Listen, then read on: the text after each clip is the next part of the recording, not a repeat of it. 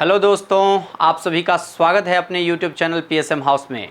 आज हम लोग BPSC TRE फेज 1 में जो क्वेश्चन पूछे गए थे मैथमेटिक्स में 9 to 10 क्लास के लिए, आज हम उसी के कुछ क्वेश्चंस को फिर से करने जा रहे हैं। आप लोग उसके सॉल्यूशंस को ध्यान से समझने का प्रयास कीजिएगा और जहां कहीं भी कोई कठिनाई महसूस हो समझने में, किसी भी तरह के सॉल्यूशन या उसके कॉन्सेप्ट आप ज़रूर कमेंट बॉक्स में कमेंट करके पूछेंगे। चलिए आगे हम लोग आज देखते हैं नेक्स्ट क्वेश्चन। कल हमने 47 तक के क्वेश्चंस को देखा था, आज हम लोग 48 क्वेश्चन नंबर हमारा है, इससे आगे बढ़ते हैं। क्वेश्चन नंबर 48 में हमारा ये क्वेश्चन पूछा गया है ट्रिग्नोमेट्री से, और इसमें जो वैल्यू दिया हुआ है वो है साइन थीटा का। यहाँ पर साइन थीटा आपको दे रखा है रेशियो m/n के रूप में, और आपसे पूछा है टेन थीटा का value, tan theta plus 4/4 cot theta plus 1 के बारे में। बहुत ही सिंपल सा ये क्वेश्चन है दोस्तों। कैसे?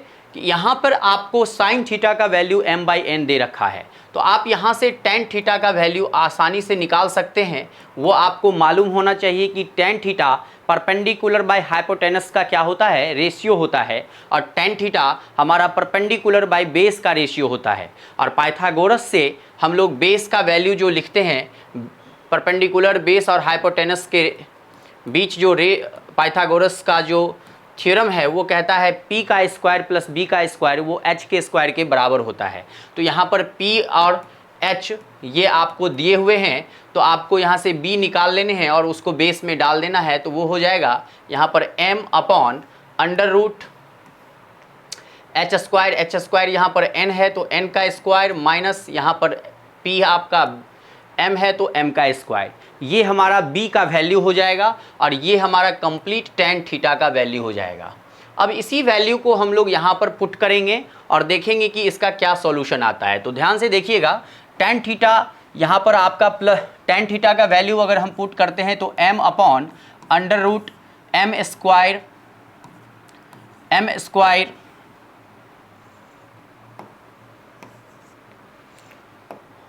यहाँ पर ये वैल्यू हमारा हो जाएगा √m², सॉरी यहाँ पे हमारे पास n निकला है,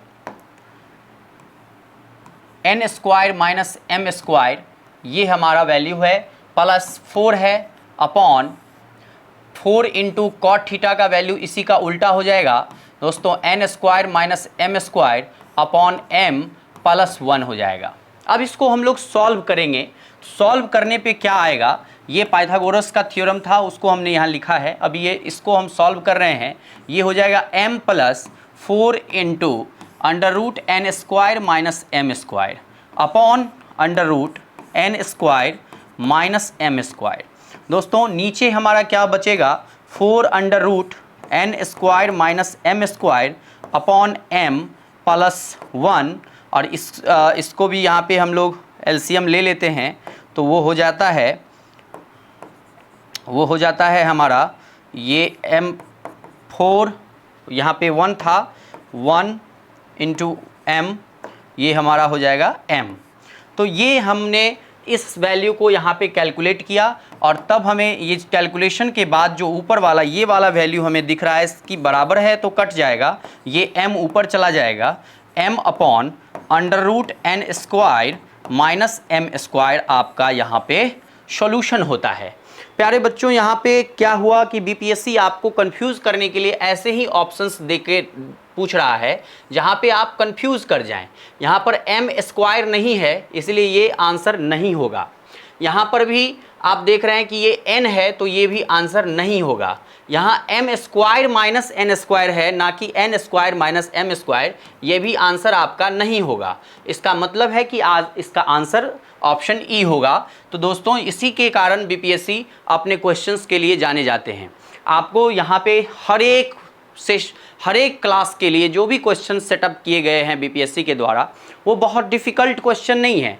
डिफ़िकल्ट उसके ऑप्शंस हैं, डी और ई ऑप्शंस जो हैं, ये बच्चों के द्वारा कंफ्यूज करके आपसे वो गलती करवाया जा रहा है। तो आपको ये बहुत ही बारीकी से ध्यान देना होगा। आधा कैलकुलेशन करके अगर आप छोड़ देंगे तो निश्चित रूप से आपकी वहाँ पे जो सॉल्यूशन की गई होंगी वो गलत हो जाएंगी। तो आपका वो सही बनाया हुआ भी मार्क्स आपको प्राप्त नहीं होगा। तो ध्यान से इस बात को समझिएगा, हर एक क्वेश्चन में इस तरह का कहानी किया है आयोग ने।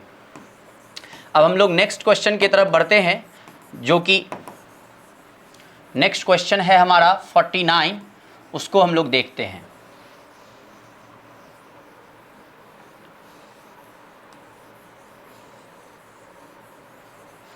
यहाँ पे क्वेश्चन नंबर 49 में अब हम लोग आते हैं, वो क्या कह रहा है इसको ध्यान से देखिएगा।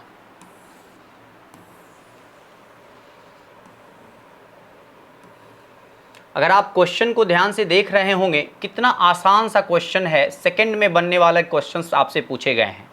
बल्कि ध्यान से आपको क्वेश्चन पढ़ना पड़ेगा, तभी आपसे सेकंड में क्वेश्चन बनेगा। बहुत ही आसान है, ये एपी का क्वेश्चन पूछा गया है कि if nth term of an arithmetic progression, AP का अगर nth टर्म दे रखा है tn, वो आपको दे रखा है 2n + 1, ये nth टर्म है। अब nth टर्म का मतलब है कि nवां टर्म जो है वो 2n + 1 है। तो आपसे कह रहा है कि फर्स्ट थ्री टर्म्स का मतलब हुआ कि t1, t2 और t3। तो t1 के लिए 1 यहाँ पर n के साथ पुट करेंगे तो t कितना हो जाएगा, t1 ये हो जाएगा 3, t2 के लिए यहाँ पर पुट करेंगे तो ये कितना हो जाएगा 5, t3 के लिए यहाँ पर पुट करेंगे तो कितना हो जाएगा 7। आपसे पूछ रहा है कि सम, तो आप यहाँ पर तीनों को जोड़ दीजिएगा तो ये 15 आ जाएगा। ये आपका आंसर होगा, 3 + 5 8 + 7 15, ये आपका आंसर हो जाएगा प्यारे बच्चों। आपको ये अगर फर्स्ट 5 टर्म्स का भी अगर सॉल्यूशन पूछा होता तो आप आगे t5 t3 करते चले, t4 करते चले जाते, लेकिन अगर अधिक संख्या में होता तो SN फॉर्मूला लगा करके आप वहाँ पे इसको सॉल्व कर सकते थे, जो कि n/2 × a + l होता है, और a हमारा फर्स्ट टर्म है और l फॉर tn जो हमारा लास्ट टर्म होता है। ये बहुत ही आसान सा क्वेश्चन होता है एपी का। और इसी तरह से देखिए कि आपसे क्वेश्चन ये 9-10 से ही क्वेश्चन पूछे गए हैं, कोई भी क्वेश्चन बाहर नहीं है सिलेबस से। तो उम्मीद है कि आप इस क्वेश्चन को भी समझ पा रहे होंगे। आगे हम लोग बढ़ते हैं, क्वेश्चन नंबर 50 की तरफ बढ़ते हैं, जो कि हमारा नेक्स्ट क्वेश्चन है।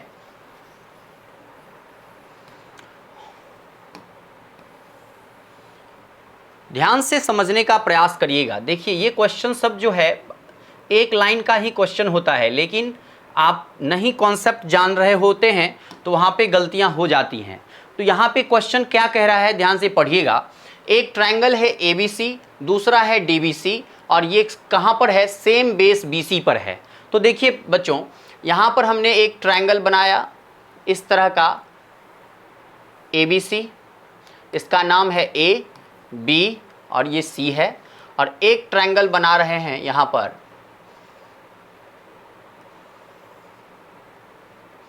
ये हमारा DBC हो गया।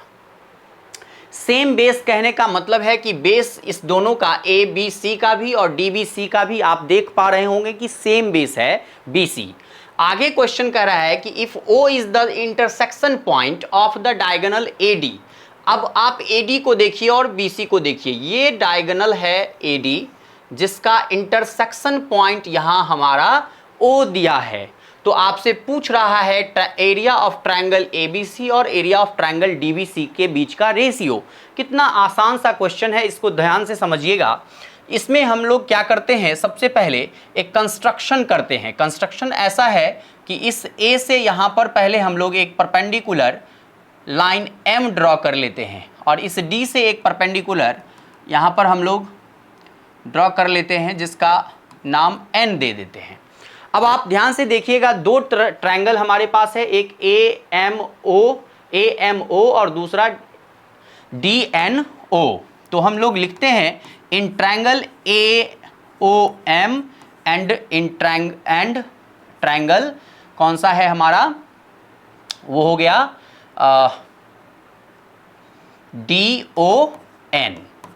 दो ट्रायंगल हमने लिया है डॉन और ओम। आप देख रहे हैं AOM और DON, डॉन। दोनों ट्रायंगल को हम लोग क्या करने जा रहे हैं, ध्यान से देखिएगा।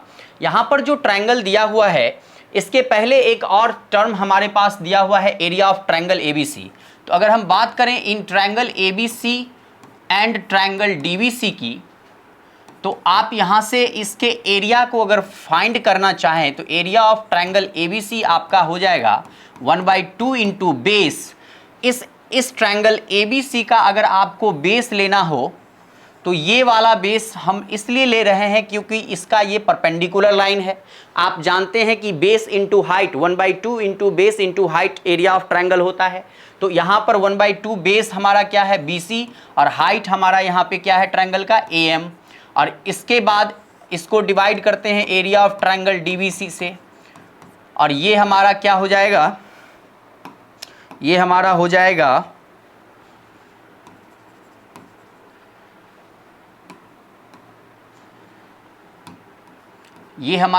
अब 1/2 अपॉन इसका भी बेस देखिए ये है DBC, इसका भी बेस क्या हो जाएगा BC और परपेंडिकुलर क्या है DN, तो 1/2 BC इंटू DN, और ये दोनों BC से BC और 1/2 से 1/2 दोनों कैंसिल हो गया। अब आप देख पा रहे होंगे कि यहाँ पर जो बचा है हमारे पास वो बचा है AM अपॉन DN, तो इसको इक्वेशन नंबर 1 मान लेते हैं। अब हम लोग इस दो ट्रायंगल को देखते हैं।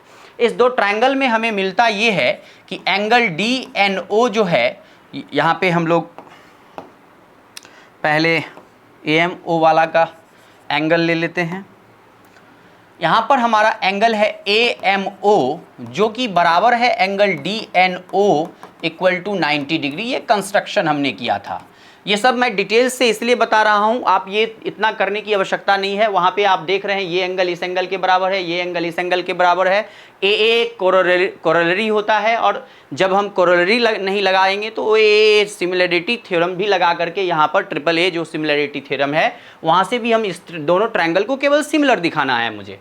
तो ये यहाँ से एक एंगल ये हो गया इसके इक्वल, और दूसरा एंगल ये दोनों है जो वर्टिकली अपोजिट एंगल है AOM equal to angle DON जो हमारा वर्टिकली अपोजिट एंगल है। प्यारे बच्चों, तो इस तरह से हम ट्रायंगल को कह सकते हैं कि triangle AOM similar to triangle DON। अब जब ये दोनों ट्रायंगल सिमिलर हो जा रहा है तो सिमिलरिटी थ्योरम साइड के कॉरस्पॉन्डेंस क्या है, वो भी उसके रेशियो भी बराबर होंगे। तो यहाँ से हम कह सकते हैं कि AO/DO ये बराबर हो जाएंगे किसके, ये हो जाएंगे AM अपॉन DN। इसको अगर इक्वेशन फर्स्ट और इसको सेकंड, और ये फर्स्ट था ये सेकंड है, तो आप कह सकते हैं from equation first and second से आपका area of triangle ABC upon area of triangle DBC, वो देखिए बच्चों कि यहाँ पर AO/DO AM/DN के बराबर है, और ये AM/DN बराबर है area of triangle ABC by area of triangle DBC के। तो आप कह सकते हैं कि यहाँ पर ये RHS बराबर है तो LHS क्या हो जाएगा, बराबर हो जाएगा। तो यहाँ पर AO/DO ये आंसर हो जाएगा, और आपके पास ऑप्शन में भी ये अवेलेबल है, तो यही आपका आंसर होगा AO/DO। तो उम्मीद है कि ये भी क्वेश्चन आपको समझ में आया होगा पूरा। आगे हम लोग बढ़ते हैं।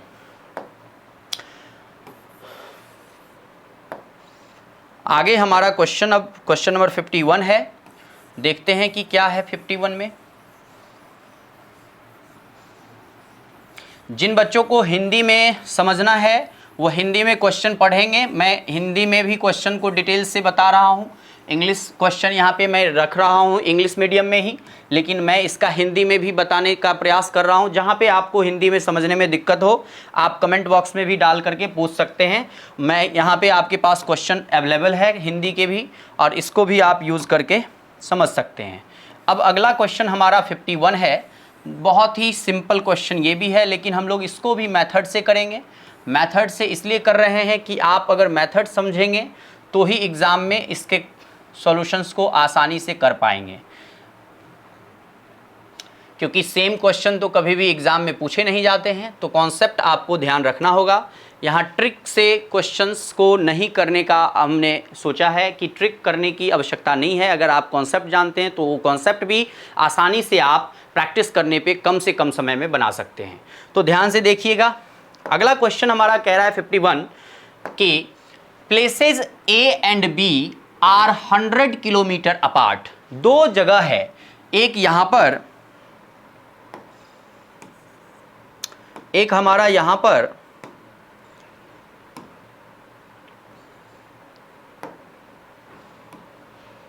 एक हमारा यहां पर ए है, ये हमारा ए है और ये हमारा बी है। इस दोनों के बीच का डिस्टेंस बताया जा रहा है कि 100 किलोमीटर है। कितना? 100 किलोमीटर है। अब कह रहा है कि वन कार स्टार्ट्स फ्रॉम ए, एक कार जो है वह ए से स्टार्ट होती है और अनदर फ्रॉम बी, और दूसरा कार जो है वो बी से स्टार्ट होती है एट द सेम टाइम, एक ही समय पे दोनों कार स्टार्ट होती है। If the cars travel in the same direction, ध्यान से समझिएगा वर्ड पर, देखिए कार ये भी ए से चलने वाला भी कार जो है वो भी आपका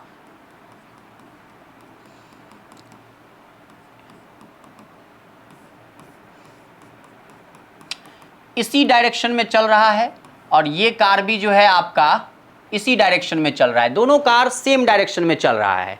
अब ये अगर x किलोमीटर पर आवर से चल रहा होगा और ये अगर y किलोमीटर पर आवर से चल रहा होगा, तो भाई ये इसको कब डिफीट कर देगा, ये कब इसको हरा देगा? जब x का जो रफ्तार है, जो चाल है, वो y से अधिक होगा, तभी उसके पास वो पहुंच पाएगा। नहीं तो y अगर x से तेज भाग रहा होगा तो x जीवन में उसको पकड़ नहीं पाएगा। इसीलिए यहां पर x जो है, या फिर हम उल्टा भी लेते उधर भी, तो उस केस में हम y को दिखाते कि भाई उसका स्पीड अधिक है और x का कम है। यहां पे हमने इस डायरेक्शन में दिखाया है, हमें दिखाना केवल ये है कि सेम डायरेक्शन में दोनों रन कर रहा है।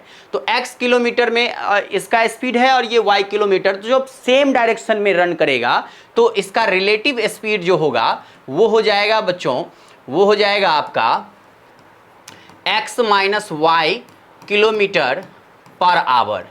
ध्यान से समझिएगा, आगे कह रहा है at the different speed they meet in 5 hours. अब ये डिफरेंट स्पीड से 5 घंटे में ये दोनों एक दूसरे को मिल पा रहा है।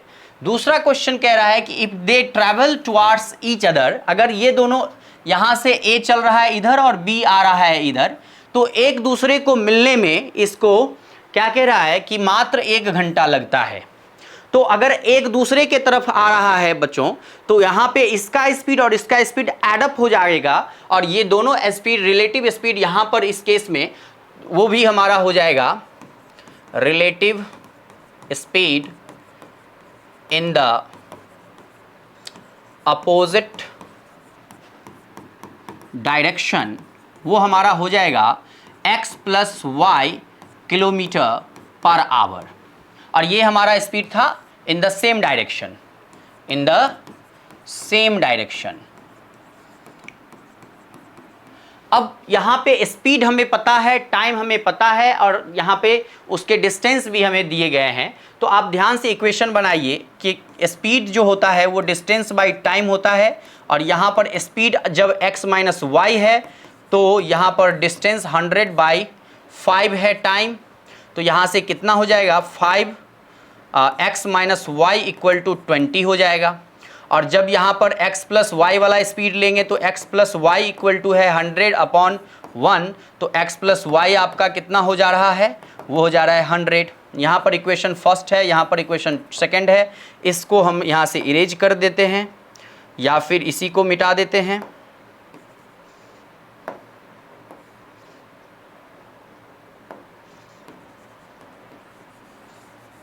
ये हमारा हो जाएगा इक्वेशन सेकंड, जो वैल्यू होगा ये कितना होगा, इक्वल टू 100।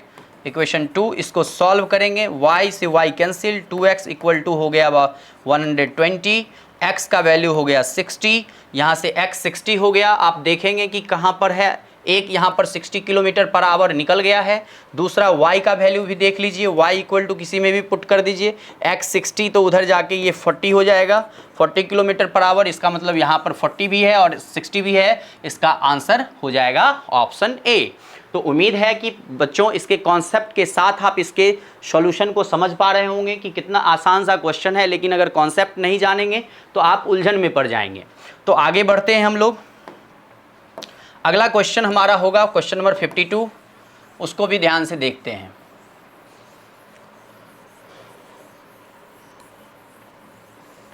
अगला क्वेश्चन हमारा क्वेश्चन नंबर 52, जो कि कुछ इस प्रकार है।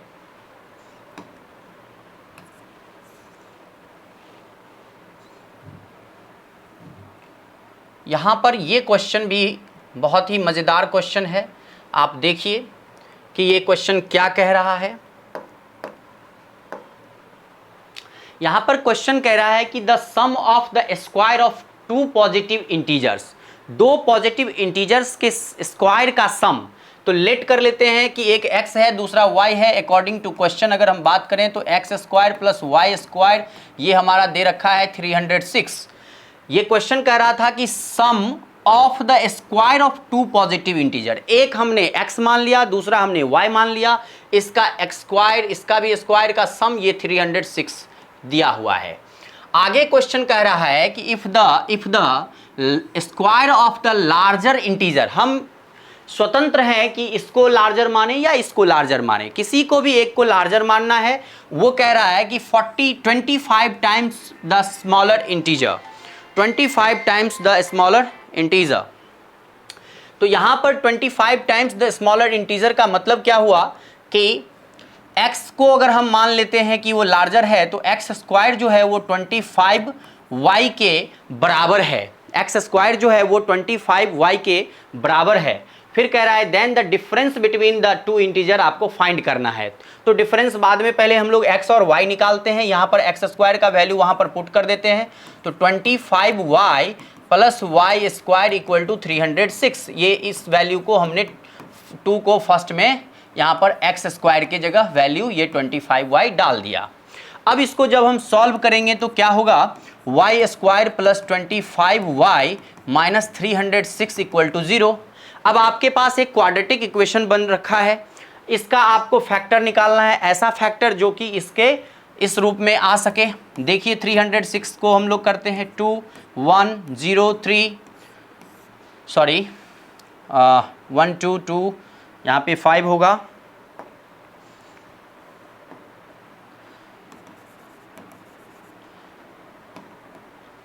ये हो जाएगा 2 1 जा 2 1 5 2 जा 10 3 2 जा 6। अब ये 153 है, यहाँ पर 3 से लगाएंगे, ये कितना हो जाएगा 3 5 जा 15 1, और ये हो जाएगा 3 17 3 जा 51। कितना आसान सा क्वेश्चन है, ध्यान से देखिएगा। यहाँ पर 25 का फैक्टर चाहिए था हमें, 25 प्लस में चाहिए, प्लस में। तो इसके लिए हम क्या कर सकते हैं, यहाँ पर 3 3 जा 9 और 17 2 जा 34, 17 2 जा 34 और 9 का अगर हम यहाँ पर कॉम्बिनेशन बनाते हैं तो 34 प्लस में और 9 माइनस में रखेंगे तो हमारा 25 आने वाला है। तो y square plus 34y minus 9y minus 306 equal to 0। अब यहाँ से इतना सॉल्व करने की आवश्यकता नहीं है, लेकिन हम आपको दिखा दे रहे हैं कि आगे भी इस तरह से अगर कहीं पर माइनस में आ रहा है तो माइनस वाला ही सॉल्यूशन के रूप में नंबर वाले सब में आने वाला होगा। तो यहाँ पर हो जाएगा प्लस 34 इक्वल टू 0। ये फैक्टर बनेगा y minus 9 into y plus 34 equal to 0 का, जिसमें y का वैल्यू आपका हो जाएगा 9 और यही हमको सॉल्यूशन के रूप में मिलेगा। y इक्वल टू माइनस 34 हमें नहीं चाहिए, ये हमारे काम का नहीं है यहाँ पर।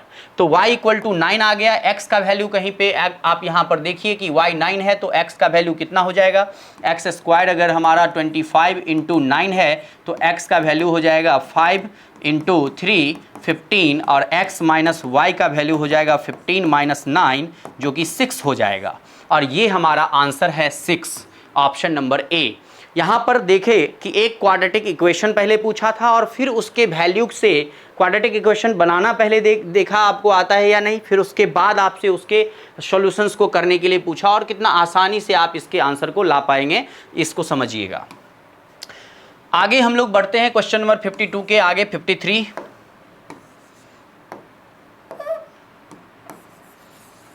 क्वेश्चन नंबर 53 में क्या कह रहा है, ध्यान से देखेंगे।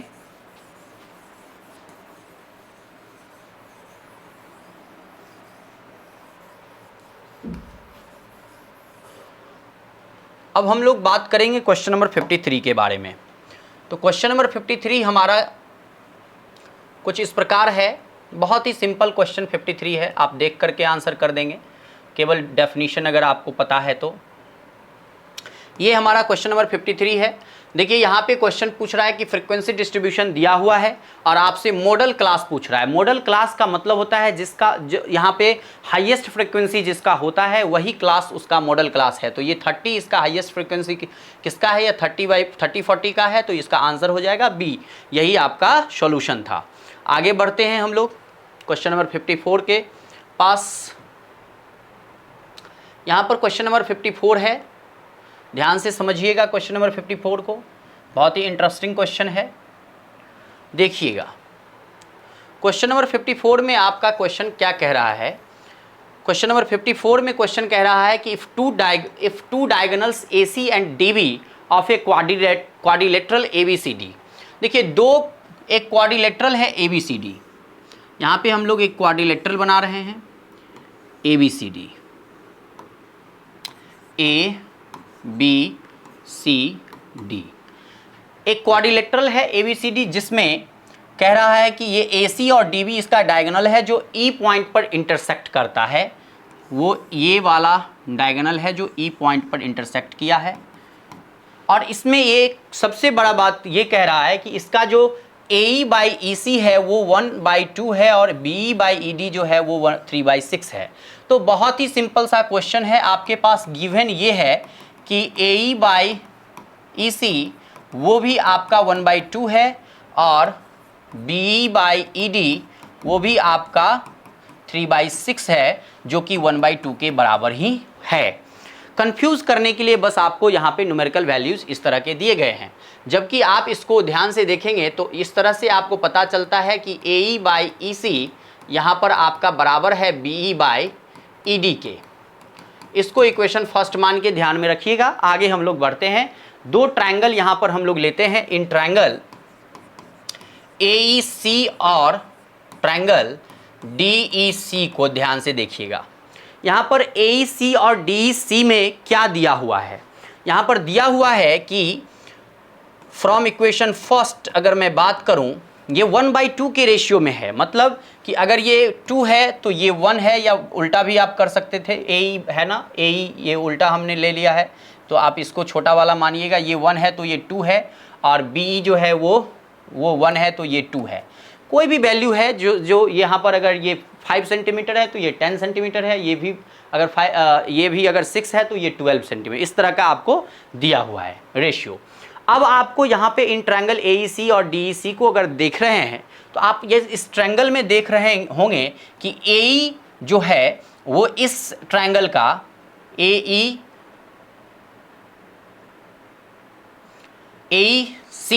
यहाँ पर इक्वेशन फर्स्ट से आपको दिया हुआ है AE/EC, इस BE को इधर ले आते हैं तो हमारा और EC को इधर लेके जाते हैं तो AE/BE इक्वल टू हो जा रहा है EC/ED के। देखिएगा AE/BE ये हमारा EC/ED के बराबर हो जा रहा है। ये हमारा कहाँ से, फ्रॉम इक्वेशन फर्स्ट से। एंड एंगल जो है वो AEC जो है वो हमारा DEC के बराबर है, वर्टिकली अपोजिट एंगल से। तो इस कंडीशन में इस ट्रायंगल को, इस दोनों ट्रायंगल को हम लोग क्या कहेंगे, सिमिलर ट्रायंगल कहेंगे। साइड्स के रेशियो बराबर हैं और एंगल यहाँ पे इक्वल हो रहे हैं, तो ये AEC जो हैं वो सिमिलर है ट्रायंगल DEC के।